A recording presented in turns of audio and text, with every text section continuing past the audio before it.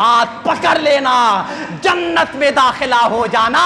اب بریلی کا امام، بریلی کا قلندر، نبی کی سنیت کی پہچان، ہم سنی رضویوں کی جان، امام احمد رضا خان پکار کے اٹھے، عرش حق ہے مسند رفعت رسول اللہ کی، دیکھنی ہے حشر میں عزت رسول اللہ کی، لاوا رب العرش جس کو جو ملا ان سے ملا، بڑھتی ہے کونین میں نعمت رسول اللہ کی، اور فرماتے ہیں وہ جہنم پہ گیا جو ان سے مستغنی ہوا، ہے خلیل اللہ کو حاجت رسول اللہ کی، تجھ سے اور جنت سے کیا مطلب، وہاں بھی دور ہو، ہم رسول اللہ کے، جنت رسول اللہ کی۔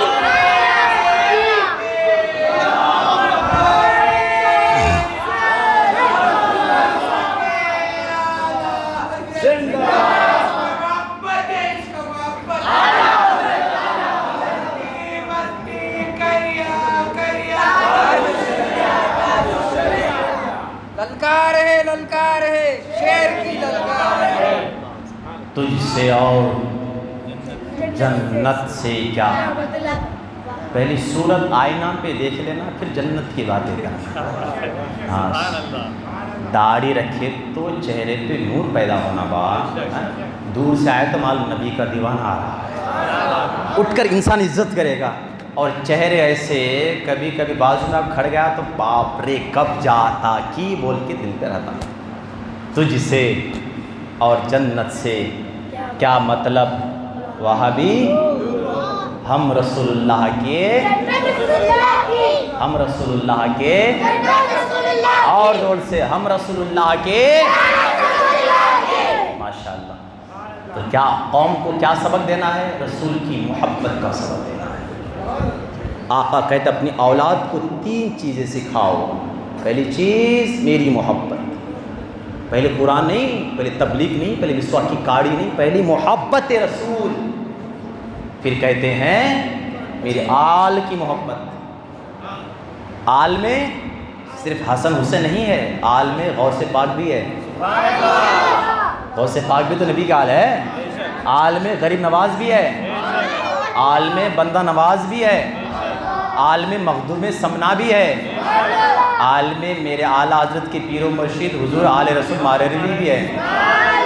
تیری نسل پاک میں ہے بچہ بچہ نور کا، تمہیں محبت رسول سینے پہ بٹھا کے رکھیے، نبی سے محبت کیجیے۔ اب محبت کا ہمارے سنوں کے اندر الحمدللہ آپ لوگوں چہرے سے، رنگ سے، ڈھنگ سے ایسا نہیں لگتا ہے، مگر آج اکثریت سنی بولے تو فائدہ دلانا، سنی بولے تو جھنڈے، نماز کے نام پہ ہمارے سنی بہت پیچھے رہتے ہیں۔ میں یہاں کی بات نہیں کر رہا ہوں، ایک عام پیغام سب تک جانا چاہیے۔ دیکھیے اعلیٰ حضرت کا مسلک یہی ہے، فرض کو فرض جاننا، مستحب کو مستحب جاننا۔ اعلیٰ حضرت نے کبھی نہیں کہا 50,000 کی چادر چڑھاؤ، مزار کا طواف کرنا، کہتے ہیں پیش نظر وہ نوبہار، سجدے کو دل ہے بے قرار۔ سبق دیتے روکیے روکیے روکیے، سر کو روکیے، یہی تو امتحان ہے۔ کسی ولی کے مزار کا طواف جائز نہیں، کوئی کر رہا ہے تو سنیت سے اس کوئی دخل نہیں، وہ الگ ہے۔ وہ ہم کیا ہے، اہل سنت کا ہے بیڑا پار، اصحاب حضور نجم ہے اور ناؤ ہے اطرت رسول اللہ کی۔ ہمارا تعلق کوئی قبر میں سجدہ کرتا ہے، ہمارا تعلق ان لوگوں سے نہیں ہے۔ اعلیٰ حضرت کا مسلک پڑھیے، اعلیٰ حضرت صرف میلاد پر، صرف نیاز پر، صرف چادر پر، صرف پھول پر، صرف جلسے پر، صرف جھنڈے پر ہی کتاب نہیں لکھی ہے۔ اعلیٰ حضرت نے ہمارے اندر جو خرافات تھے اس خرافات کا خاتمہ بھی فرمایا ہے۔ فرماتے ہیں کاروبار اور نوکری کے چکر میں اگر نماز قضا ہو رہی ہے تو ایسا کاروبار اور ایسی نوکری کرنا بھی حرام ہے۔ کون مسئلہ کہے گا؟ اعلیٰ حضرت یہ ہے، صرف پھول اور چادر کا حکم نہیں، نماز، میلاد، نیاز یہ مستحب ہے۔ ایک ہاتھ میں نماز کا جھنڈا ہوگا، ایک ہاتھ میں میلاد کا بھی جھنڈا ہوگا۔ نماز کا جھنڈا لے کر میلاد سے بغض کرنا، اولیاء اللہ سے بغض کرنا، یہ گمراہی ضلالت کی علامت ہے۔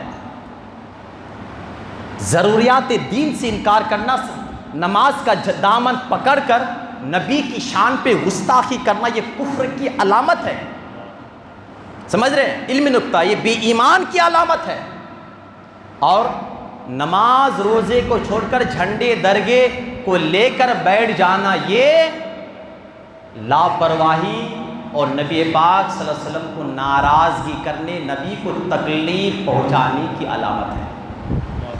ایک حدیث ہمارے اعلیٰ حضرت فرماتے ہیں، جب میرے آقا کا آخری سال آیا تو سرکار نے تمام صحابہ کو بلا کر فرمایا، میرے صحابہ اب میں تمہارے سامنے سے روپوش ہو رہا ہوں، مگر اے میرے صحابہ یہ مت سمجھنا کہ میں جا تو رہا ہوں مگر تمہارا اعمال میرے سامنے پیش نہیں ہوگا، میں تمہیں نہیں دیکھوں گا۔ نہیں، آقا نے فرمایا تمہارے اعمال میرے سامنے پیش کیے جائیں گے، جاتے ہیں، اور جس کا عمل اچھا ہوگا مجھے خوشی ہوگی، جس کا عمل خراب ہوگا میرے دل کو تکلیف پہنچے گی۔ ہے نا؟ سنیے، رات بھر جھنڈے لگائے، نعرے لگائے، صبح میں نماز مس ہو گئی، تو پھر ہمارے جھنڈے اور نعرے سے کوئی فائدہ نہیں ہے۔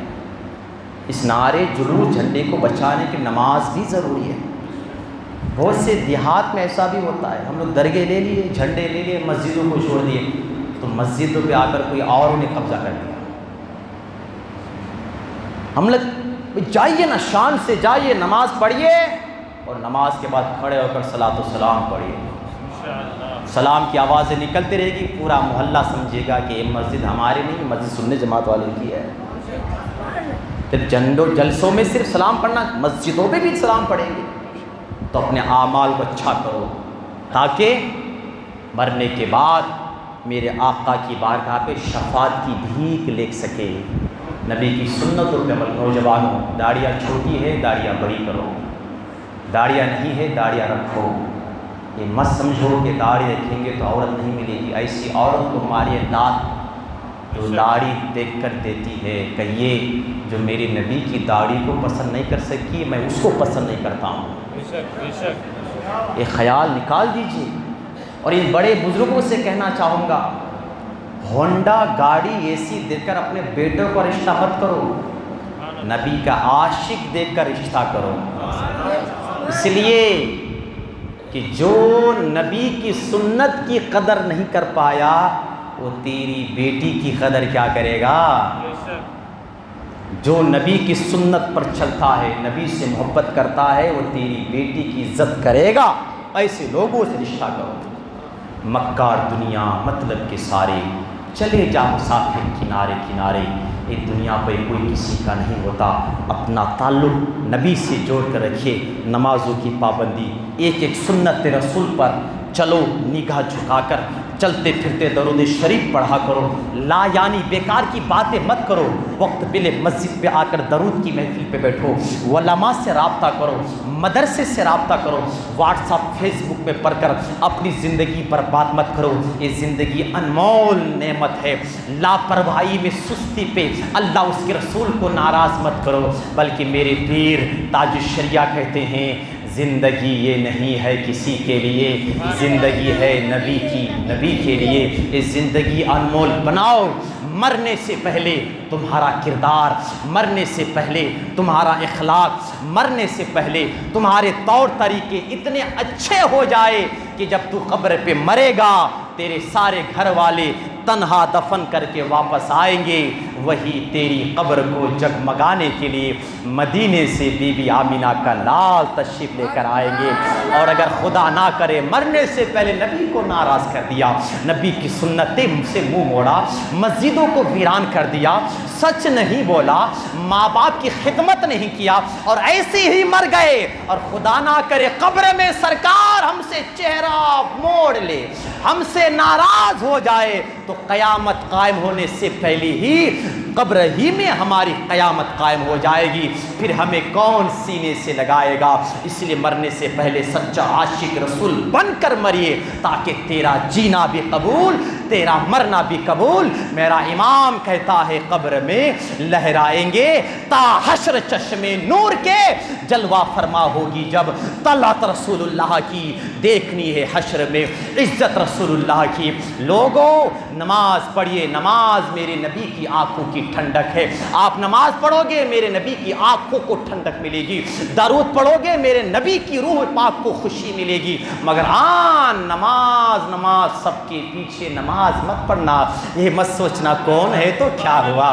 ارے جناب, ایک آدمی واش روم میں گیا اور طہارت کر کے باہر نکلا اور آ کر امامت کر دیا. آپ ایسے امام کو ٹھوکر مار کر نکالیں گے, کہیں گے ظالم تو عالم نہیں ہو سکتا, تو ظالم ہی ہو سکتا ہے. تجھے وضو کے مسئلے پتہ نہیں, وضو کرنے گیا بغیر وضو کر کے استنجا جا کے مصلی پہ کھڑ گیا, تیرا وضو ہی نہیں ہے تو نماز کہاں سے ہوگی.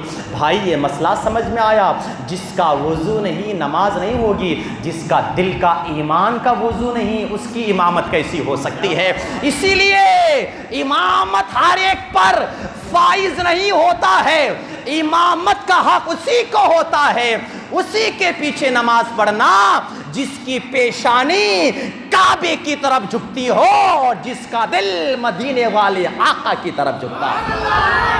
کیسے پتا چلے گا کہ پیشانی جھک رہی ہے؟ پیشانی تو نظر آئے گی, دل کیسا نظر آئے گا تو سمجھ جینا جو اقامت میں بیٹھ کر انگوٹھا چوم رہا ہے اس کا دل مدینے کی طرف جھکا ہوا ہے, جو نماز کے بعد پورا درود پڑھ رہا ہے سمجھ جانا اس کا دل مدینے کی طرف جھکا ہوا ہے. ارے کچھ آؤ یا نہ آؤ, آپ تو بڑے ہوشیار ہو میرے بھائی, آپ تو چہرے دیکھ کر نبی کے وفادار کو پہچان لیتے ہو. تیری دوزخ سے کیا چھینا, خلد میں پہنچا رضا پھر تجھ کو کیا. السلام علیکم ورحمۃ اللہ وبرکاتہ.